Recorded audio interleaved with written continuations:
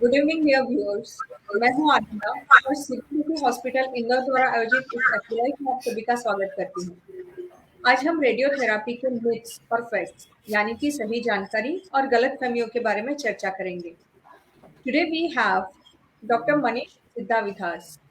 Dr. Manish is MD in radio oncology. He has done SRC from Tata Memorial Hospital for 4 years and has special interest in precision radiotherapy. Let me tell you one more thing about him that he has 18 years of experience in this particular field.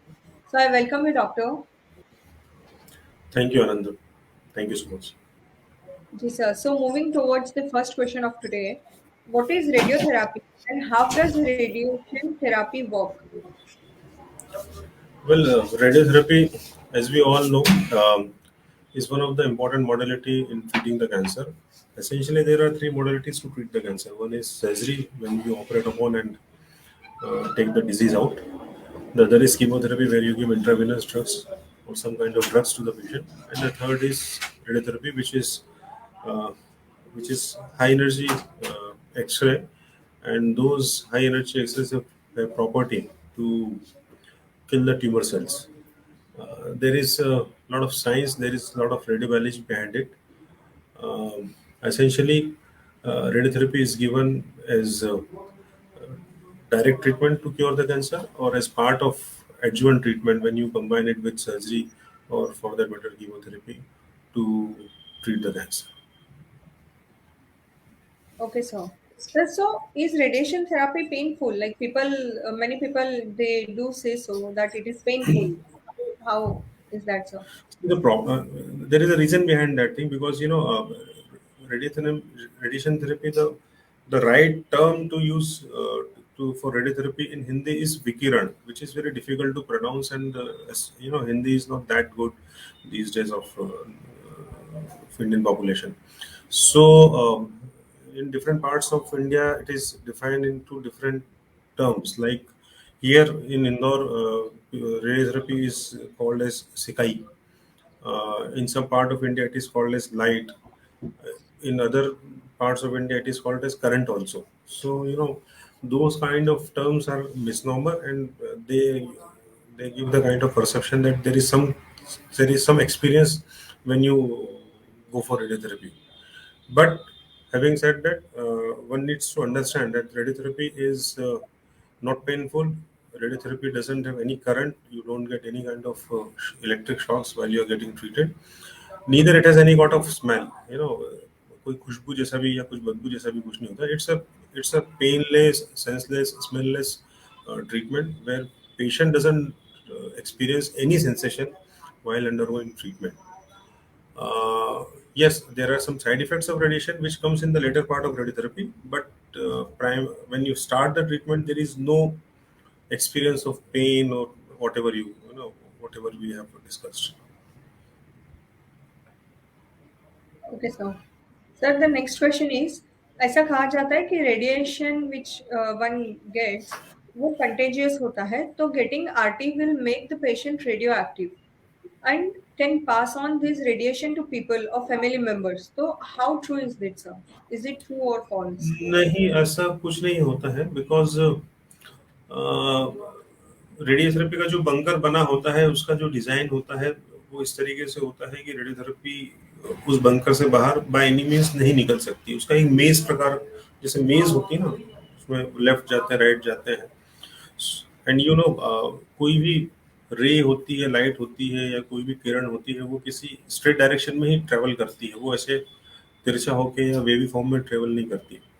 सो ऐसा कुछ होने की संभावना ही नहीं होती जो आपने बताया करके कि आपने रेडिएशन दिया है तो वो किसी को लग जाता है.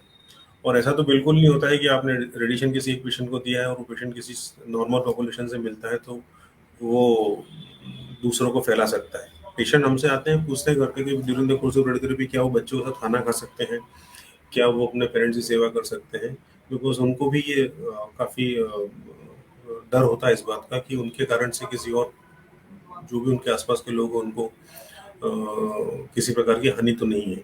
बट ऐसा कुछ भी नहीं होता है. आप जब तक बीम ऑन रहती है तब तक बीम निकलती है और एक बार बीम ऑफ हो जाती है उसके बाद रेडियोथेरेपी एनवायरनमेंट में नहीं पाई जाती है। और जब बीम ऑन होती है और बीम जब ऑफ होती है वो सब कुछ कंप्यूटराइज्ड कंट्रोल से किया जाता है। इतना कि we treat on millimetre precision. Even अगर हमने point A to point B तक ट्रीटमेंट किया है तो उसके 1 मिलीमीटर बाहर या 1 सेंटीमीटर बाहर भी रेडियोथेरेपी नहीं लगती है उसी सेम पेशेंट को जिसको हम ट्रीट कर रहे हैं।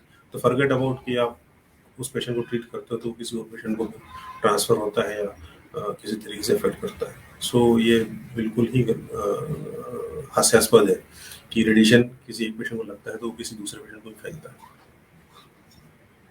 जी सर, जी सर।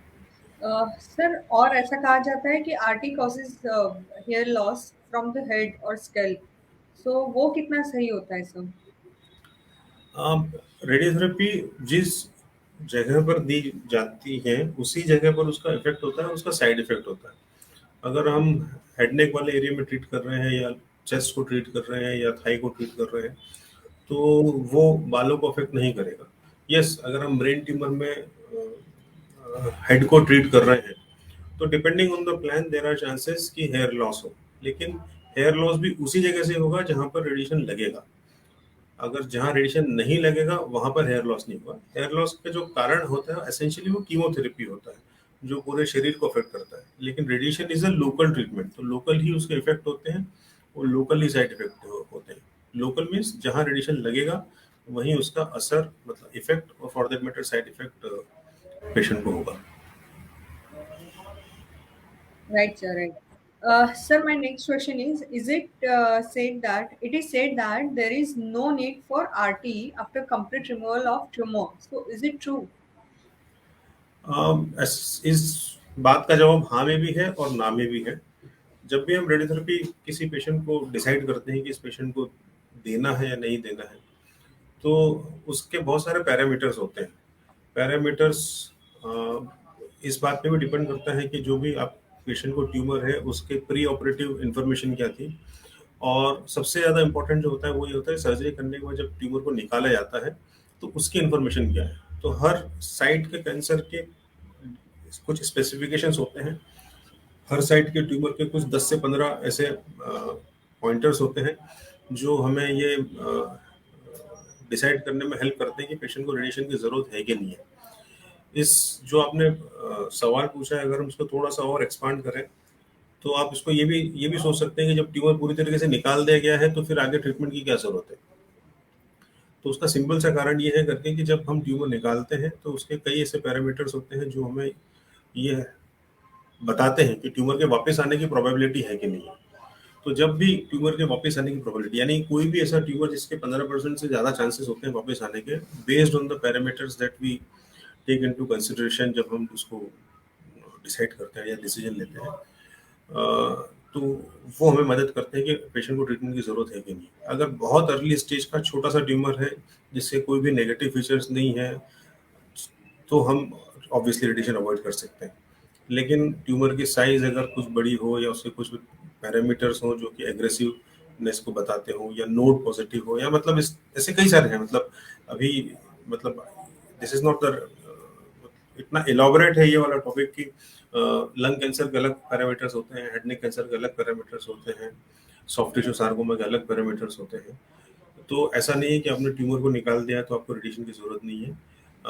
ये डिसीजन इस बात पे डिपेंड करता है कि आपका ट्यूमर निकलने के बाद जो इन्फॉर्मेशन है वो उसकी बीमारी के वापस आने का कितना इंफॉर्मेशन प्रोवाइड करती है, and accordingly we take the decision for taking decide we decide about the decision.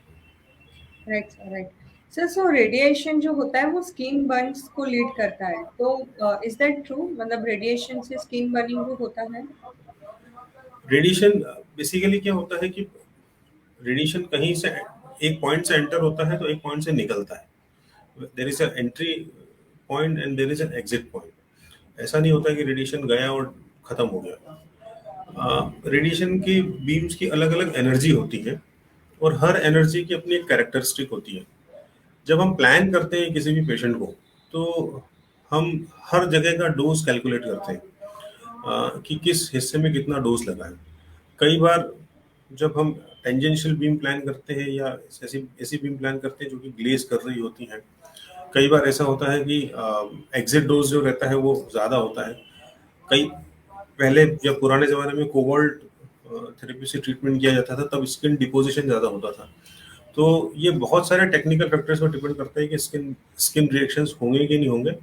लेकिन जब हम प्लान कर रहे होते हैं तो स्किन रिएक्शन का होना नहीं होना हमारे लिए सेकेंडरी इनपुट होता है। प्राइमरी इनपुट ये होता है करके कि हम डिजीज को क्योर करें, क्योंकि ये जितने भी रिएक्शंस होते हैं स्किन के, स्किन बर्न्स बोले या डर्मेटाइटिस बोले या रेडिएशन डर्मेटाइटिस बोले, ये प्लान पे डिपेंड करते हैं कि आपका प्लान कैसा है और आपने किस तरीके से उसको एवेल्यूएट किया है और किस किन पैरामीटर्स को आप अप्रूव करते हैं और किन पैरामीटर्स को आप डिसमिस करते हैं।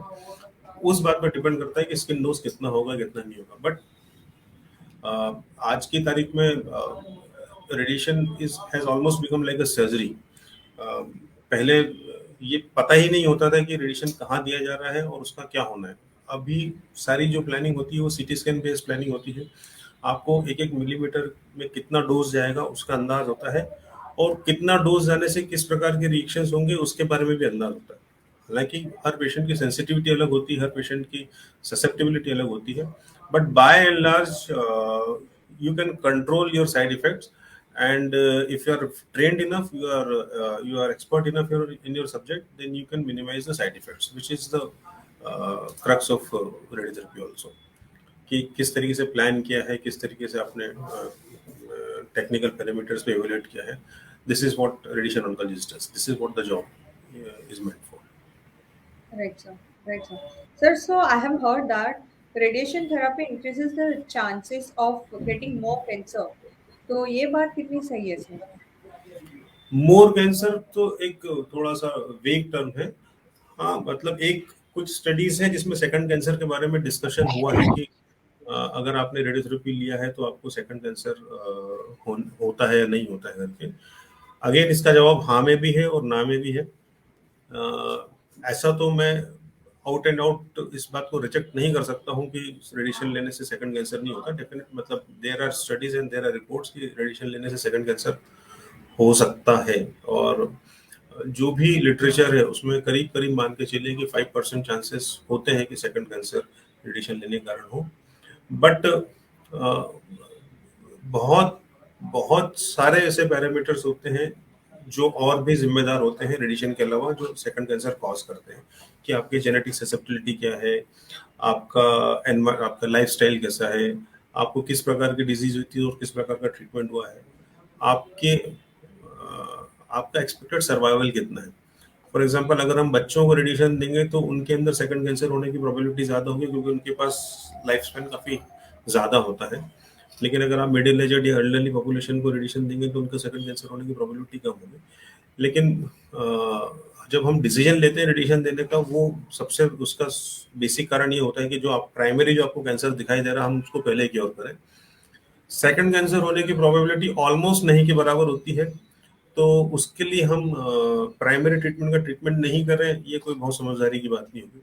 सो whatever is there in front of you, you have to deal it with first. बाद में अगर कुछ होता भी है तो उसके कई सारे ऑप्शंस होते हैं और जनरली जो सेकंड कैंसर होता है वो decades, it takes years and years to manifest. So जब होगा तो अब उसके बारे में क्या किया जा सकता है उस बारे में डिसीजन लिया जा सकता है। लेकिन बहुत कम चांसेस होते हैं सेकंड कैंसर होने के रेडिएशन के, लेकिन नहीं होते हैं ऐसा बिल्कुल नहीं। जी sir. So why are the charges different from for the same therapy on different machines? ये काफी इंटरेस्टिंग क्वेश्चन है कि एक ही मशीन होती है, किसी पेशेंट से आप 60,000 लेते हैं, किसी से 32 लेते हैं, किसी से 1,50,000 लेते हैं, किसी से 2 लाख लेते हैं। पेशेंट को भी समझ में नहीं आता कि जब एक ही मशीन है तो उससे इतने अलग अलग चार्जेस क्यों होते हैं। उसका आंसर ये है, और मैं पीपल शुड अंडरस्टैंड कि क्यों ऐसा किया जाता है। सबसे पहला कारण ये है कि रेडिएशन की जितनी हाई टेक्निक से आप ट्रीटमेंट प्लान करते हैं उतने ही एफर्ट्स लगते हैं। आप किसी भी कैंसर को जब ट्रीट करते हैं तो उसका बेसिक पर्पस होता है maximum dose to the target volume and minimum dose to the surrounding normal structures. पूरा रेडिएशन का पूरा जो खाका है वो इसी बात पे तैयार होता है कि आपने टारगेट वॉल्यूम को कितना डोज दिया है और कितना ज़्यादा डोज दे सकते हो, और आसपास का जो भी क्रिटिकल स्ट्रक्चर्स होते हैं जिसका डिजीज से कोई लेना देना नहीं, उनको आप कितना बचा पाते हो। कितना बचा पाते हो मतलब ये होता है कि हर क्रिटिकल स्ट्रक्चर का अपना एक टॉलरेंस होता है। उस टॉलरेंस को रेस्पेक्ट करते हुए आपको प्रॉपर डोज टारगेट वॉल्यूम को देना जरूरी होता है। अगर हम उस टॉलरेंस के कारण से टारगेट वॉल्यूम को डोज कम दे रहे हैं तो आप डिजीज को कंट्रोल करना या क्योर करने में कॉम्प्रोमाइज कर रहे हैं। और अगर आप टॉलरेंस से ज़्यादा डोज नॉर्मल स्ट्रक्चर को दे रहे हैं तो कई बार पेशेंट क्योर हो जाता है, लेकिन साइड इफेक्ट्स इतने रह जाते हैं उसके लाइफ में कि उसका जीना, जो क्वालिटी ऑफ लाइफ होती है वो बहुत सीवियरली इफेक्ट होती है। फॉर एग्जांपल, अगर हम हेड नेक ट्रीटमेंट कर रहे हैं और अगर हम किसी पेशेंट की दोनों सैलिवरी ग्लैंड फायर कर दें, सबमेंडिबुलर ग्लैंड फायर कर दें, माइनर सैलिवरी ग्लैंड्स जो मुंह और ओरल कैविटी के अंदर अलग पाई जाती हैं उनको फायर कर दें, तो पेशेंट ठीक होने के बाद भी उसका मुंह हमेशा सूखा रहेगा, किसी चीज़ का स्वाद नहीं आएगा। कुछ खाएगा तो उसको ऐसा लगा कि राख खा रहा है। और पूरी तरह से ठीक होने के 5 साल बाद, 10 साल बाद जब पेशेंट इन सब चीज़ों से ग्रसित होता है तो वो जीवन, मतलब जो उसका जीवन होता है वो काफ़ी कॉम्प्रोमाइज हो जाता है। तो उस क्वालिटी ऑफ लाइफ को मेंटेन करने के लिए हमारे लिए बहुत ज़रूरी होता है कि हम बहुत प्रेसिजन से ट्रीटमेंट प्लान करें और एक एक बात का ध्यान रखें जो क्वालिटी ऑफ लाइफ को अफेक्ट कर सकती है। और यकीन मानिए कि जब हम ट्रीटमेंट, किसी भी ट्यूमर को रेडिएशन देना कोई बहुत मुश्किल काम नहीं है। मुश्किल काम ये होता है कि कितने नॉर्मल स्ट्रक्चर्स को आप बचा पाते हैं, कितने नॉर्मल टिश्यूज की जो टॉलरेंस होती है उनको आप रेस्पेक्ट कर पाते हैं बिना ट्रीटमेंट को कॉम्प्रोमाइज किए। जब आप ऐसा करते हैं तो उसके पीछे बहुत सारी एक्सरसाइज जो होती है वो डबल ट्रिपल टाइम्स हो जाती है। वो पेशेंट के immobilization means you have to fix the position of the patient, वहां से लेके सीटी स्कैन के कट्स लेने से लेके एक एक स्लाइस पे कॉन्टूर बनाने से लेके अलग अलग पैरामीटर्स को रेस्पेक्ट करने से लेके बेस्ट प्लान को सिलेक्ट करने तक वो इन्वॉल्व करता है इन सब चीज़ों को। तो अगर आप मुझसे समझेंगे कि मोटे मोटे तौर पे अगर आप बेसिक टेक्निक से ट्रीट कर रहे हैं तो ज़्यादा से ज़्यादा 10 मिनट 15 मिनट लगते हैं किसी भी ट्रीटमेंट को प्लान करने के लिए। लेकिन अगर आप हाई टेक्निक से प्लान कर रहे हैं तो कम से कम 6 से 8 घंटे लगते हैं लगातार आपके ट्रीटमेंट को प्लान करने के लिए। So there is lot of effort which goes in planning those patient, and उसका बेनिफिट ये होता है कि आप you get the cure with almost normal quality of life. इसलिए अलग अलग टेक्निक्स की अलग अलग प्रकार की कॉस्ट होती है क्योंकि उसके पीछे उतना एफर्ट्स होता है, उतना उतना दिमाग लगता है, उतनी एनर्जी लगती है। That's why the charges are different for different techniques. Sir ये बहुत बहुत इंपॉर्टेंट इंफॉर्मेशन थी sir. Sir my next question is, can one avoid radiotherapy, is that possible? Avoid radiotherapy in terms of means कोई patient जिसको radiation दिया जाना है उसको रेडिएशन नहीं दिया जाए ऐसा? हाँ मतलब अगर अवॉइड कर सकते हैं तो अवॉइड कर सकते हैं कोई, या अवॉइड करना चाहिए, ऐसा कोई केस हो जिसमें नहीं, वो मेडिसिन। बेसिकली ऐसा नहीं सोच, मतलब we cannot think like it कि अवॉइड करना है रेडियोथेरेपी। मैंने आपको पहले ही बताया करके कि मतलब हम जो ट्रीटमेंट कर रहे होते हैं वो एसेंशियली गाइडलाइंस बेस्ड होता है कि जी सर। किस प्रकार के ट्यूमर का किस प्रकार से इलाज किया जाना चाहिए ताकि डिजीज को हम क्योर कर सकें या पेशेंट को हम हमेशा के लिए ठीक कर सकें। तो जब भी कोई ट्यूमर इवोल्यूट किया जाता है, कैंसर इवोल्यूट किया जाता है, तो हमें उसको लेबल करना पड़ता है कि ये जीभ का कैंसर है या बकल म्यूकोसा का कैंसर है। हमें ये लेबल करना पड़ता है कि वो किस स्टेज का कैंसर है, वो किस प्रकार का कैंसर है, और ऐसे क्या पैरामीटर्स हैं जो उस पेशेंट को खतरनाक बनाते हैं या उसको सामान्य रखते हैं। तो जो टेक्निकल पैरामीटर्स जिनकी मैं पहले बात कर रहा था, ये वही सब चीज़ें हैं जो गाइडलाइंस होती हैं, वो हमें क्लियरली बताती हैं कि किस प्रकार के पेशेंट्स को ट्रीट करना चाहिए, किस प्रकार के पेशेंट्स को ट्रीट नहीं करना चाहिए। अब इसमें हमें ये बहुत सावधानी से समझना होता है करके कि फॉर एग्जांपल कोई 80-90 साल का बुजुर्ग आदमी है जिसके बॉर्डर लाइन चांसेस हैं डिजीज के वापस आने के, तो हम डेफिनेटली रेडियोथेरेपी उन केसेस में अवॉइड कर सकते हैं बिकॉज रेडियोथेरेपी के साइड इफेक्ट्स उस प्रकार के पेशेंट को कई बार झेलना बहुत मुश्किल हो जाता है। लेकिन अगर वो यंग पेशेंट है जिसकी लॉन्जेटिविटी काफ़ी हाई है, 20-30 साल उसके बचे हैं लाइफ के, तो हम डेफिनेटली कोई भी ऐसा कारण नहीं छोड़ेंगे कि डिजीज वापस आए उसको। सो इस तरीके से हम डिसीजन लेते हैं। और बिफोर टेकिंग एनी डिसीजन मतलब you need to discuss everything in detail with your colleagues, जिन्होंने ऑपरेट किया है उनसे, जिन्होंने पैथोलॉजी की रिपोर्ट दिया उनसे, जो आपके रेडियोलॉजी के कलीग्स होते हैं उनसे। And then when you are sure about what are you going to advise to the patient, then you advise accordingly. And definitely as a radiation oncologist, my teacher has always taught me this thing कि radiation तो हर मतलब किसी भी patient को दिया जा सकता है, but one should always no कि किसको रेडिएशन नहीं दिया जाना है। नहीं दिया जाना means you should be thorough with your subject, thorough with your expertise, and you should have decent reasons to not to give radiotherapy to those patients. जी सर, जी सर, जी सर। ये बहुत सही बात बताई सर आपने। सर और एक सवाल मेरा है कि वैक्सीनेशन मतलब ड्यूरिंग रेडियोथेरेपी वैक्सीनेशन लेना कितना हितावह होता है? या लेना चाहिए कि नहीं लेना चाहिए? देखिए, बाय ऑल मीन्स वैक्सीनेशन तो हर व्यक्ति को लेना चाहिए, जो कि काफी जोर शोर से प्रचारित किया जा रहा है।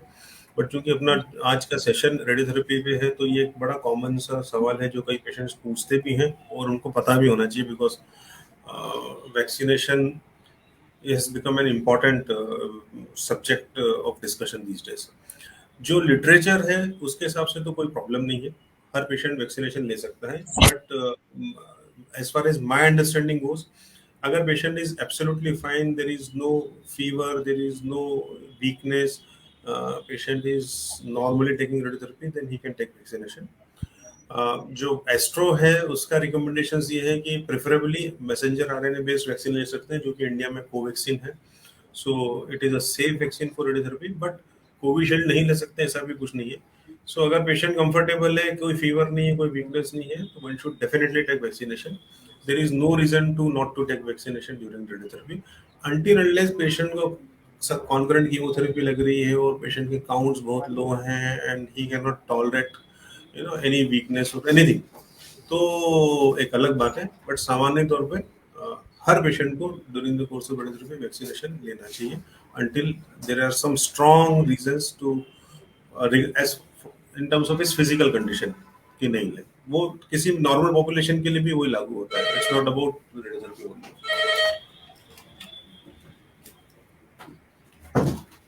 Alright, sir. So we are done with our questions. May I please have the viewer questions on screen? Vipin पूछ रहे कि how often do someone need to return the checkup?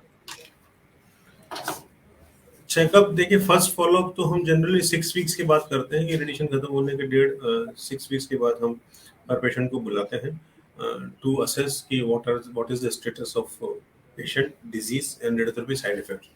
6 weeks का टाइम इसलिए दिया जाता है कि तब तक रेडिएशन का इफेक्ट भी पूरा आ चुका होता है ऑलमोस्ट, साइड इफेक्ट्स भी जो हैं वो ऑलमोस्ट सेटल हो चुके होते हैं, और अगर हमें डिजीज इवेल्युएट करनी है तो वो एक सही समय होता है जब हम डिजीज को प्रॉपर तरीके से इवेल्युएट करें। अगर हम विद इन वीक या विद इन 2 वीक्स पेशेंट का चेकअप करते हैं तो साइड इफेक्ट्स इतने होते हैं कि हमें ये इन्फॉर्मेशन मेक आउट नहीं कर सकती वो डिजीज के कारण या साइड इफेक्ट के कारण। तो फर्स्ट फॉलोअप 6 वीक के बाद होता है, फिर एवरी 3 मंथ्स होता है, and from next year 6 months, and then yearly till 5 years। Thank you Vipin for joining in. Harsh Panchal का नेक्स्ट है, वो पूछ रहे हैं how soon can one go back to regular activities? Patient जो है वो actually during the course of radiotherapy अपने रेगुलर एक्टिविटीज मेंटेन कर सकते हैं। अगर उन्हें कोई प्रॉब्लम नहीं है तो वो अपना नॉर्मल ऑफिस वर्क या शॉप या बिजनेस जो भी है वो अपना मेंटेन कर सकते हैं। ये सीधा उसका रिलेशनशिप इस बात से है कि पेशेंट को कितना वीकनेस हो रहा है या पेशेंट को कोई प्रॉब्लम है कि नहीं है। अगर वो कंफर्टेबल है तो during the course of treatment भी अपना रूटीन मेंटेन कर सकते हैं, और अगर कंफर्टेबल नहीं है तो जब भी उस पेशेंट के साइड इफेक्ट सेटल हो जाए, उसका खाना पीना ठीक से हो जाए, उसका एनर्जी लेवल नॉर्मल हो जाए, तो अपना रूटीन एक्टिविटीज फॉलो कर सकते हैं, उसमें कोई इशू नहीं है। Thank you Harsh. Next question Janvi. Janvi is asking how should one care for himself during radiation therapy? ये काफी पर्टिनेंट क्वेश्चन है कि रेडिएशन थेरेपी के दौरान क्या ऐसा करना चाहिए ताकि रेडिएशन थेरेपी का एक्सपीरियंस स्मूथ हो जाए। उसमें दो चीजें सबसे इम्पोर्टेंट है। सब उसमें पहली जो चीज़ होती है वो न्यूट्रिशन कि न्यूट्रिशन का बहुत बहुत ज़्यादा ध्यान देना चाहिए। बहुत हम लोग इस बारे में कम बात कर पाते हैं, हम लोग इस बात के महत्व को कम एक्सप्लेन कर पाते हैं, या पेशेंट कई बार उतना रजिस्टर नहीं कर पाता है कि why nutrition is so important. क्योंकि हिंदुस्तानी लोगों की सबसे ज़्यादा खास आदत होती है कि कुछ भी कठिन करना होता है तो सबसे पहले खाना छोड़ते हैं। कि भाई अगर पति की उम्र ज़्यादा हो तो उपवास रखा जाए, बेटे को सफलता मिले तो उसके लिए तमाम प्रकार के त्याग किए जाते हैं। लेकिन ये समझना बहुत ज़रूरी है कि अगर पेशेंट का न्यूट्रिशनल कंडीशन अच्छा नहीं है तो हमारे लिए ट्रीटमेंट करना भी चैलेंजिंग हो जाता है, और कई बार न्यूट्रिशनल कॉम्प्रोमाइज़ के कारण से फिर ट्रीटमेंट के गैप्स भी होते हैं जो कि सीधे-सीधे आउटकम को अफेक्ट करते हैं। तो one should eat properly and one should eat more and more during the course of radiotherapy. अब उसमें थोड़ा स्मार्ट इस बात में समझ इस तरीके से होना चाहिए करके कि अब हेड नेक का कोई पेशेंट है तो नॉर्मल तो खाना खा नहीं सकता है, बिकॉज कई बार उसका जबड़ा टूट ऑपरेटेड होता है, कई बार उसके दांत नहीं होते हैं, कई बार मुंह के अंदर छाले इतने आते हैं कि उसके लिए खाना पीना मुश्किल हो जाता है। तो आपको अपने डाइट में ऑल्ट्रेशन करना चाहिए, आपको अपने जो वेराइटीज ऑफ फूड है उसमें चेंज लाना चाहिए। सॉफ्ट डाइट लें, प्रोटीन पाउडर लें, मल्टीविटामिन लें, मिनरल्स लें, ऐसी डाइट लें जो कि आपकी कैलोरी इनटेक है या कैलोरी रिक्वायरमेंट है उसको ठीक से मेंटेन कर पाए।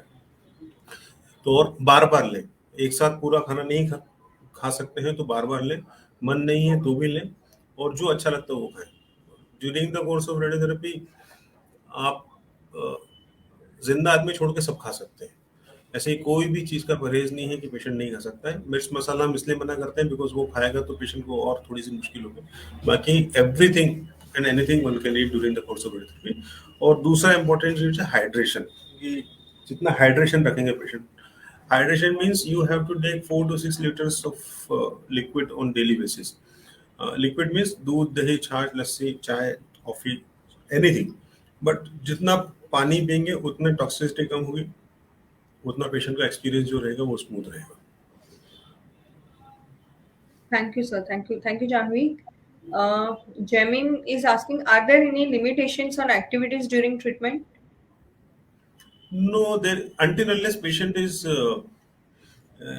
problem with doing those activities, ऐसा कोई limitations नहीं है कि वो नहीं करे। हाँ, बट ये है कि फॉर एग्जांपल कोई पेशेंट है, लेडी पेशेंट है जिसका ब्रेस्ट कैंसर का ट्रीटमेंट चल रहा है, तो वी एडवाइज देम कि to not to wear tight clothes, नहाने के बाद रगड़ के पोंछना नहीं है, do not apply any soap और any chemical over that area, for that matter deodorant, because ये सब इरिटेंट्स होते हैं और इसके कारण से पेशेंट को तकलीफ ज़्यादा होती है बजाय इसके कि उसको आराम मिले।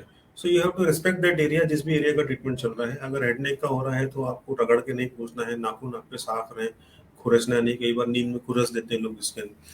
शेविंग नहीं करनी है, या शेविंग करनी भी है, you don't feel good about it, तो आप जीरो मशीन से ट्रिम कर सकते हैं। स्किन पे डायरेक्ट कट लगे या डायरेक्ट इंसल्ट हो वैसा नहीं करना है। तो आपको बस उस एरिया का रेस्पेक्ट करना होता है जहाँ पर रेडिएशन लग रहा होता है। बाकी तो अपना फिजिकल बेसिस पे वो सारी एक्टिविटीज कर सकते हैं, कोई इशू नहीं है उसमें। Thank you, Jamin.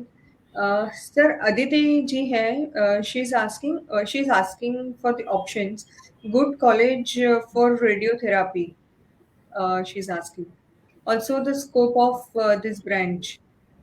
Like okay, I'm merging two questions together, sir. I'm asking two questions together so that या we can. so Yeah. this is good question as far as undergraduates and those patients who are trying to looking for their career. See, देखिए branch कोई भी खराब नहीं होती है, मतलब I what I believe is that करके कि हर ब्रांच का अपना एक स्कोप होता है। आप जो भी ब्रांच चूज करेंगे you have to excel in that thing, and obviously you have to do with full interest of yours, and you have to put heart and soul into it. So ऐसी कोई branch नहीं है कि जिसके अंदर आपको success नहीं मिल सकता है।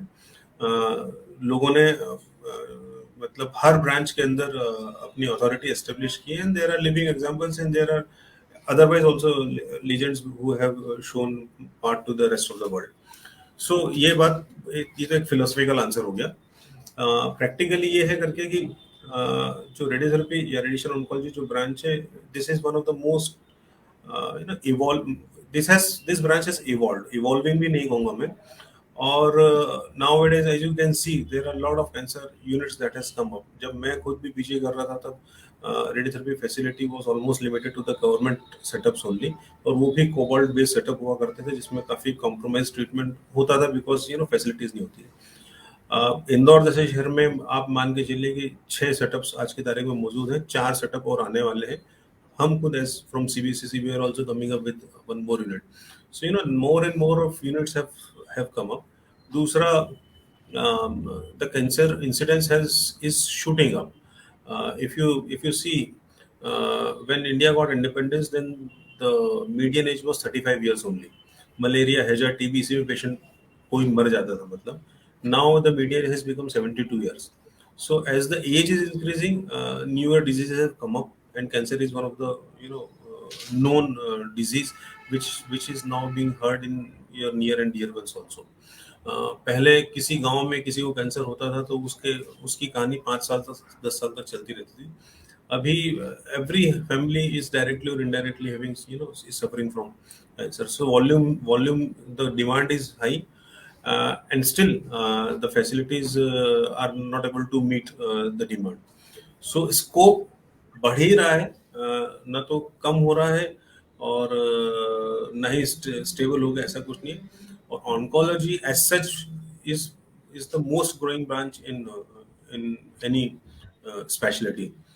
और अगर आप थोड़ा सा उसको अगर आप आंख खोल के या दिमाग खोल के सोचें तो जितने भी बड़े बड़े हॉस्पिटल्स आज की तारीख में किसी भी शहर में हैं, उनका अब जो फोकस है और उनका अब जो प्रायोरिटी है वो ऑन्कोलॉजी है। और ऑन्कोलॉजी के अंदर जो सबसे in term if you analyse in terms of profit making, जो सबसे ज्यादा प्रॉफिट मेकिंग ब्रांच है वो रेडियोथेरेपी ही है। सो जो दूसरे डिसिप्लिन है वो जरूरी होते हैं यूनिट को की फैसिलिटी को मेंटेन करने के लिए, बट कोई भी कैंसर हॉस्पिटल जो होता है, अगर वो पैसा इफ उनका जो प्रोफेशनल गेन्स होते हैं या प्रॉफिट्स जिनको बोल सकते हैं हम अगर दूसरी भाषा में समझें, तो वो रेडियोथेरेपी होता है। So there is a high scope and there is lot of requirement for radiation oncologist. रही बात दूसरे कॉलेजेस की, तो वो उसका मेरा ऐसा मानना है करके कि जब आप एमडी कर रहे होते हैं तो that is the only licence to practise that discipline.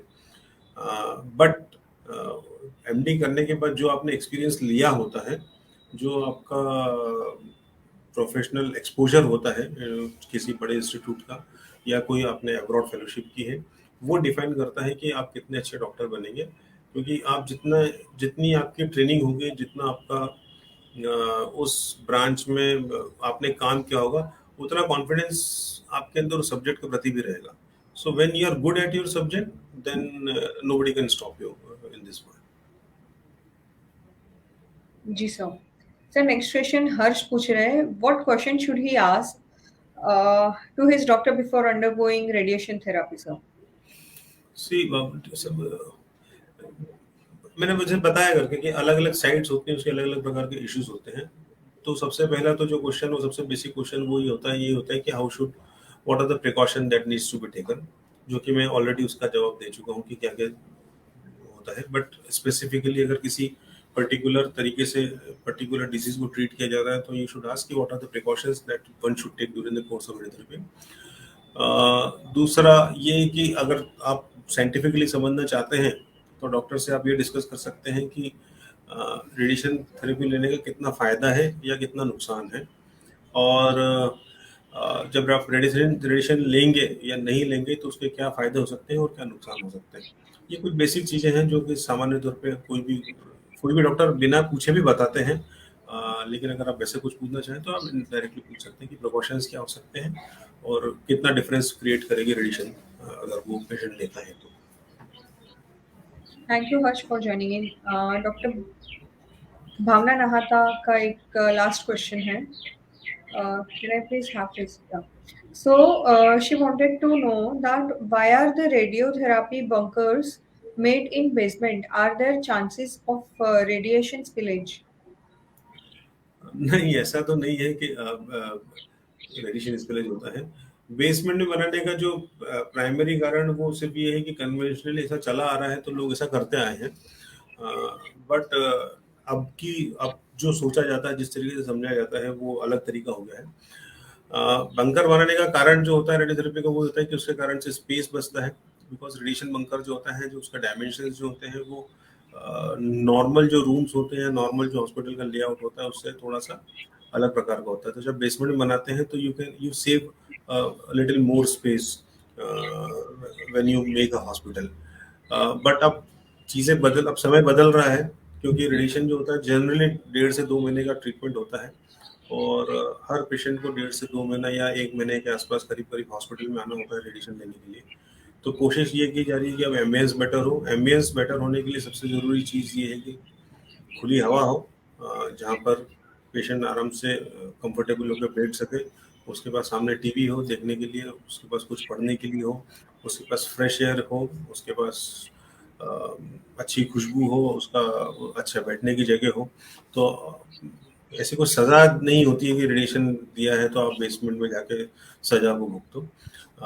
जब मैनेजमेंट बात करता है इस बारे में, तो हम भी इन सब चीज़ों के बारे में बोलते हैं कि भाई क्या होना है क्या नहीं होना है वो तो एक अलग बात होती है, लेकिन पेशेंट का एक्सपीरियंस हमेशा अच्छा होना चाहिए।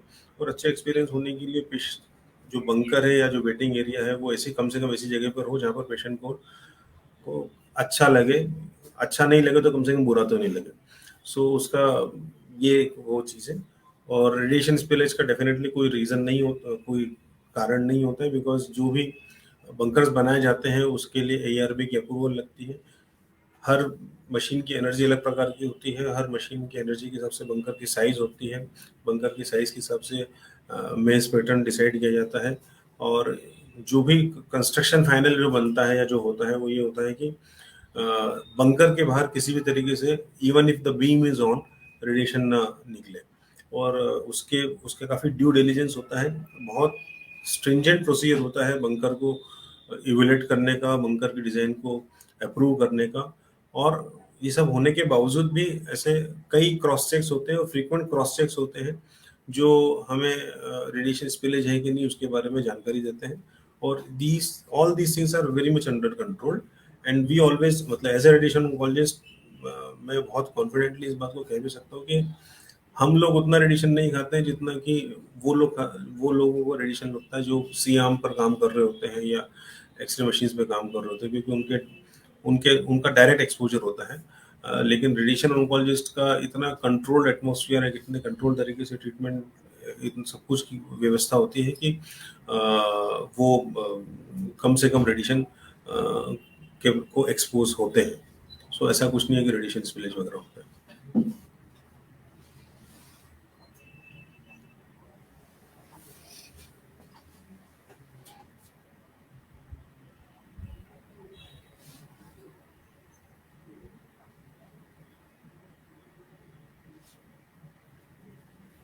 हो गया।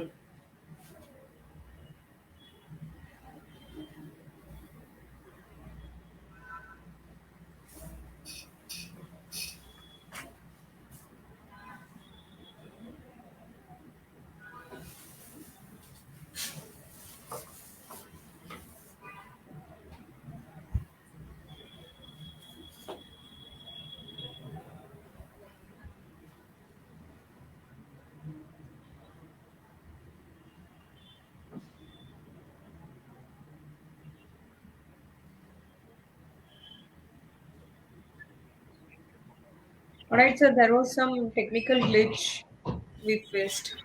All right. Sir, next question, Mani sir पूछ रहे हैं.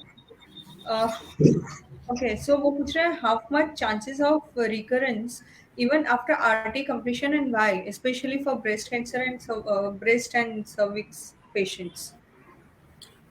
ऐसा तो हम नहीं बोल सकते कि देर आर, मतलब किसी भी कैंसर के अंदर चांसेस ऑफ रिकरेंस होते हैं।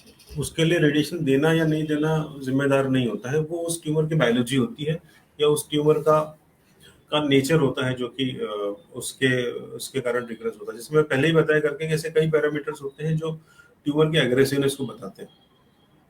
तो अगर वो एग्रेसिव प्रकार का ट्यूमर है तो कई बार हम सब कुछ करते हैं तो भी ट्रीटमेंट का रिकरेंस, तो भी ट्यूमर का रिकरेंस हो जाता है। तो उसके लिए treatment is not responsible, treatment तो सभी के लिए सेम रहता है। जो ट्यूमर की बायोलॉजी है वो जिम्मेदार होती है। और डेफिनेटली इस बात पे भी बहुत डिपेंड करता है कि पेशेंट का जो ट्रीटमेंट हुआ है उसके लिए ऑन्कोलॉजी के प्रिंसिपल्स फॉलो किए गए हैं कि नहीं किए गए। फॉर एग्जांपल आपकी सर्जरी किसी एक्सपर्ट ने की है या आपके सर्जरी में किसी प्रकार के कॉम्प्रोमाइजेज हुए, तो कॉम्प्रोमाइज होने के कई सारे कारण हो सकते हैं, मैं उनमें नहीं जाना चाहूँगा। लेकिन अगर किसी सर्जरी के अंदर बेसिक पैरामीटर्स की रेस्पेक्ट नहीं की गई है, बेसिक अप्रोच को फॉलो नहीं किया गया है, तो फिर रेडिएशन अकेला कुछ नहीं कर सकता है। सो जब भी आप ट्रीटमेंट किसी पेशेंट का कर रहे होते हैं, तो ये बहुत ज़रूरी होता है कि वो किसी स्पेशलाइज्ड हॉस्पिटल के अंदर ही ट्रीटमेंट प्लान किया जाए। कुछ चीज़ें ऐसी होती हैं जो लोकल लेवल पे की जा सकती हैं, but majority of the things in oncology हर जगह पॉसिबल नहीं होती हैं।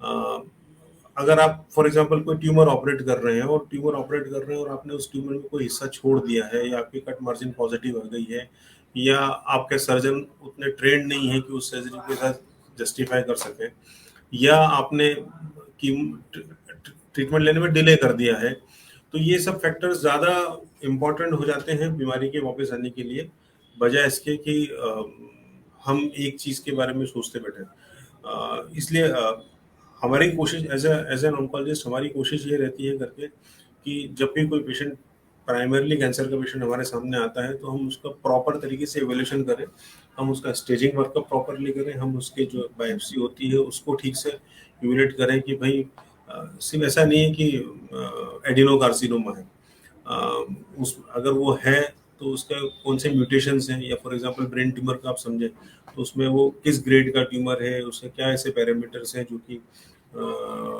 खराब माने जाते हैं, अच्छे माने जाते हैं, उसके बारे में पता करें। Accordingly we take the decision about what to take radiotherapy. For example low grade brain tumour treat करेंगे तो आपको रेडिएशन देना होता है, लो डोज में देना होता है। High grade brain tumour treat करेंगे तो आपको हाई डोज में रेडिएशन देना होता है, प्लस कुछ ड्रग्स भी ऐड करने होते हैं जिनको टिमोसोलमाइड बोला जाता है। ऐसे सभी पेशेंट, सभी प्रकार के कैंसर में से कई प्रकार के पैरामीटर्स होते हैं जो हमें डिसीजन लेने के लिए बहुत इंपॉर्टेंट होता है कि हम हमारे पास उनकी इन्फॉर्मेशन हो। कई बार पेशेंट को लगता है कि इन्वेस्टिगेशंस जो हैं वो बड़ी कॉस्टली हो रही हैं और हमारा इलाज कैसे हो पाएगा, जांच ही जांच में सब पैसा लग जाता है। लेकिन हमारे लिए समझने की बात होती है वो ये होती है कि अगर आपने जांच ठीक से की है तो हो सकता है कि आपको कुछ ट्रीटमेंट की जरूरत ही ना पड़े, लेकिन आपके पास वो इन्फॉर्मेशन सॉलिड होना चाहिए, या जो भी आप ट्रीटमेंट कर रहे हैं वो स्पेसिफिक ट्रीटमेंट कर रहे हैं उस बीमारी के हिसाब से, या उसके स्टेज के हिसाब से, या उसके वैरायटी के प्रकार से। सो ये कुछ चीज़ें होती हैं जो जो समझनी होती हैं कि बीमारी क्यों वापस आती है, और कई बार सब कुछ होने के बावजूद भी नहीं होता है, तो उसका कारण ऑब्वियसली ट्रीटमेंट मॉडलिटी नहीं होती है, बल्कि उस डिजीज का व्यवहार होता है जो उसके वापस आने के लिए जिम्मेदार होता है। लेकिन अपनी तरफ से कोशिश पूरी ईमानदारी से करनी चाहिए, साइंटिफिक तरीके से करना चाहिए और एथिकल तरीके से करना चाहिए। Thank you, sir. Thank you, Maniji. Next question, please. All right, Ramanji is asking, does body indicate any specific symptom to check for cancer in the beginning itself? ये काफ़ी कॉमन क्वेश्चन है कि मैंने तो कभी तंबाकू नहीं खाई, मुझे कैसे कैंसर हो गया, या मेरे घर में किसी को नहीं हुआ, मुझे आज तक फीवर नहीं आया, सीधे कैंसर हुआ। उसमें जो समझना होती है बात, वही समझना जो इम्पोर्टेंट होती है बात समझने के लिए, वो ये है कि हमें ये पता होना चाहिए कि हमारी बॉडी किस प्रकार की है। हमें ये पता होना चाहिए कि हमारे बॉडी के अंदर जो भी चेंज आया है वो पहले था या नहीं था, अगर वो है तो कब से है और कितना है।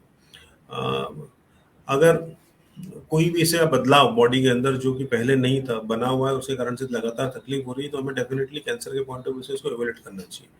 But there are 7 alarming signs and symptoms of cancer जो कि सालों से बार बार हर पब्लिक फोरम पे स्पेशलिस्ट द्वारा बताए गए हैं कि आपके मुंह के अंदर कुछ छाला हो जो ठीक नहीं हो रहा, वो कैंसर हो सकता है। आपको बलगम में खांसी आ रही हो, वो कैंसर होने की संभावना हो सकती है। आपका अनएक्सप्लेन्ड वेट लॉस हो, वो कैंसर के कारण हो सकता है। आपको जब आप शौच के लिए जाते हैं, जब आप मोशन पास करते हैं तो आपको खूब दर्द होता है और साथ में ब्लीडिंग होती है, वो कैंसर होने के कारण हो सकता है।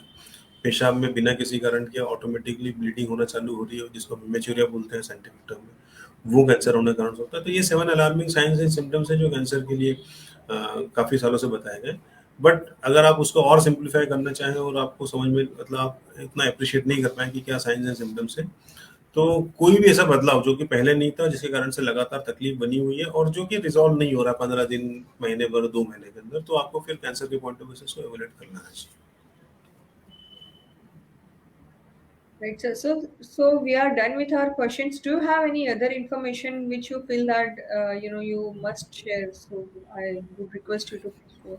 मैं जो एक व्हाट आई वांट मतलब ऐसा कुछ सोचा तो नहीं मैं कि मैं क्या बोलूं, लेकिन फिर भी एज एन ऑन्कोलॉजिस्ट हमारा पूरा थ्रस्ट होता है कि कोई भी पेशेंट इवेल्यूशन जो होता है वो बहुत इंपॉर्टेंट होता है किसी पेशेंट के ट्रीटमेंट के लिए।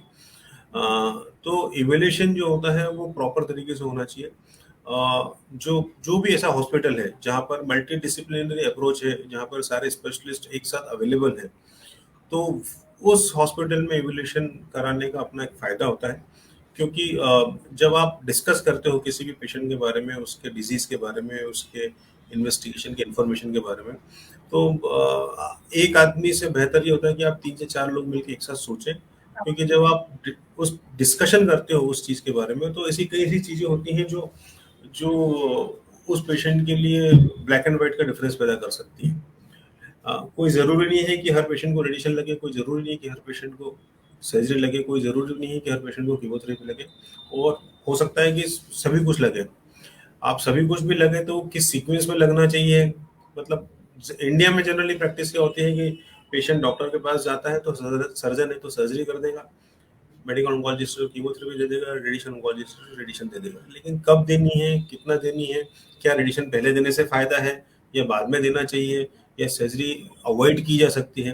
अब कोई यंग पेशेंट है 23 ईयर्स की, जिसकी शादी नहीं हुई है, उसको ब्रेस्ट कैंसर हो गया है, 2 सेंटीमीटर की गठान है, और नॉर्मल सर्जन के पास की वो उसका पूरा फॉर एग्जांपल ब्रेस्ट निकाल देते हैं कि भाई कैंसर हो गया तो निकालना पड़ेगा पूरा। पेशेंट भी डरा होता है और वो भी ज़्यादा सोच नहीं पाता है कि हाँ भैया सबसे पहले तो ठीक होना है, बाद में बाकी चीज़ें देख लेंगे। लेकिन अगर वो मल्टी डिसिप्लिनरी ट्यूमर बोर्ड में अगर उसको डिस्कस किया जाए, तो हम उसको फिर ब्रेस्ट कंजर्वेशन का भी ऑफर दे सकते हैं कि भाई एक और ऐसा तरीका है जिससे आपके ब्रेस्ट को बचाया जा सकता है।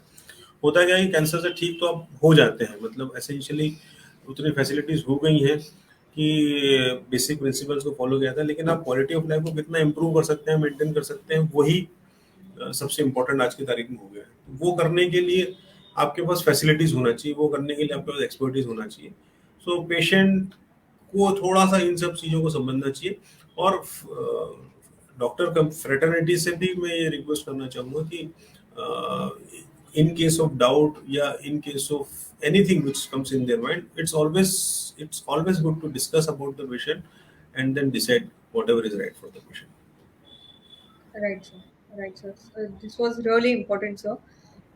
Okay, sir. So thank you so very much for this session, and I would like to let my viewers know कि if you have any questions, any concerns, कोई भी सवाल है जो आपको समझ में नहीं आया है या दोबारा पूछना चाहते हैं या समझना चाहते हैं, you please ask in the comment section and we shall get back to you. Surely we shall get back to you on this.